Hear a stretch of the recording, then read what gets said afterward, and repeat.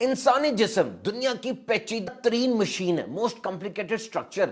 10 اس میں سسٹم کام کر رہے ہیں، یہ اسکیلیٹل ہڈیوں کا، یہ ہضم کا، ڈائجسٹو ہے، سانس کا، اور 78 آرگنز ہیں، مختلف عضو، آنکھ، جگر، گردہ، دل، پھیپڑا، اور 5.6 لیٹر خون گردش کرتا ہے پورے جسم میں، اور دن میں 12,000 میل کا سفر طے کر لیتا ہے، اور 37 کھرب خلیے انسان کے جسم میں سیلز ہیں۔ عرب میڈیکل سائنس کی ساری تاریخ اور ساری تحقیقات پڑھ کے دیکھ لیجئے، روزہ ان سب کو ریفریش کر دیتا ہے، تازہ کر کے ساری صفائی کر دیتا ہے۔ اب دیکھیے نا، کھانے کا ہضم ہونا، ڈائجیشن، یہ بڑا اہم کام ہے۔ جب آپ کھانا کھاتے ہیں تو پیٹ میں مشین چلنا شروع ہو جاتی ہے، ایملیس، لائپیس، بائل، گیسٹرک جوس، سارے انزائمز آتے ہیں اور کھانے کو ڈائجسٹ کرتے ہیں، ہضم کرتے ہیں، اور اس وقت چونکہ کام ہو رہا ہے پیٹ میں، خون کا دباؤ بھی پیٹ کی طرف ہو جاتا ہے، اور پیٹ کو پھر بھی پورا خون نہیں ملتا، وہ تھوڑا سا ادھر ادھر سے چرا بھی لیتا ہے، کیونکہ یہاں کام ہو رہا ہے۔ جس طرح جب انسان کو غصہ آتا ہے نا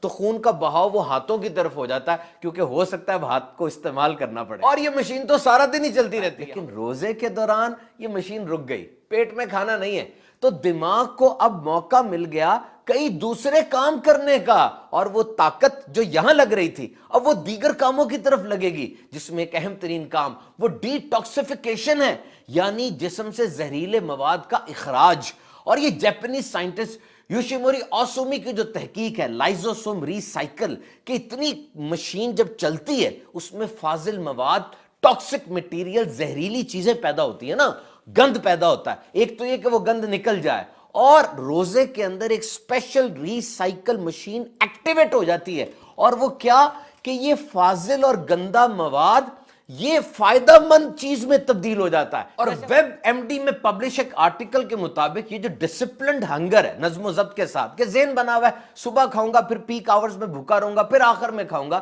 اس حالت میں جسم میں جو خون گردش کر رہا ہے نا آپ کا، اس میں گند کم سے کم ہے، صاف خون گردش کر رہا ہے، اور یہ صاف خون کی سپلائی جب برین کو ملتی ہے، کلینر تھاٹس، بیٹر میموری اور انکریز شارپنس، یعنی پریشان کن نہیں بلکہ اچھی سوچیں آئیں گی، میموری، یادداشت تیز ہوگی، اور انسان کی کریٹیوٹی، کچھ نیا سوچنے کا اس کو ملے گا۔ اور یہ تو بالکل کلیئر ہے کہ روزے میں انسان کے اندر برداشت پیدا ہوتی ہے، فوکس اور مائنڈفلنس۔ آج جو دنیا میں نفسیاتی بیماریوں کا ایک سونامی آیا ہوا ہے، اوور تھنکنگ کی وجہ سے، روزہ سوچ کو سیٹ کر دیتا ہے کہ دیکھ بندے، تو بھوکا، تو پیاسا صرف اللہ کی رضا کے لیے۔ مائنڈ سیٹ ہو گیا، فوکس سیٹ ہو گیا، اور اب یہ اچھلتا کودتا دماغ وہ بیلنسڈ اپروچ میں آ جائے گا، اعتدال کے اندر آ جائے گا۔ اور اب جو دنیا میں 2 ارب سے زیادہ لوگ اوور ویٹ ہیں، ان کا وزن زیادہ ہے یا خطرناک حد تک زیادہ ہے، تو دیکھیے under proper medical guidance, fasting can prove to be an effective,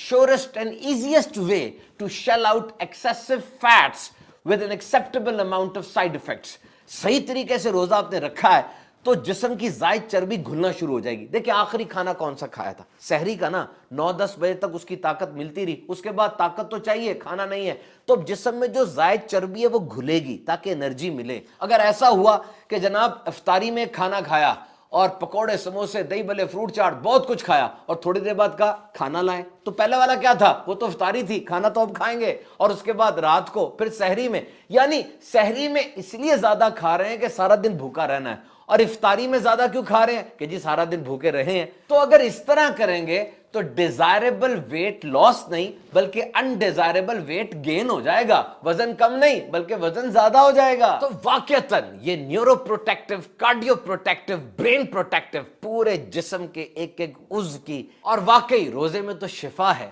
کیونکہ اللہ کے پیارے اور آخری نبی صلی اللہ علیہ وسلم نے ارشاد فرمایا، روزہ رکھو تندرست ہو جاؤ گے۔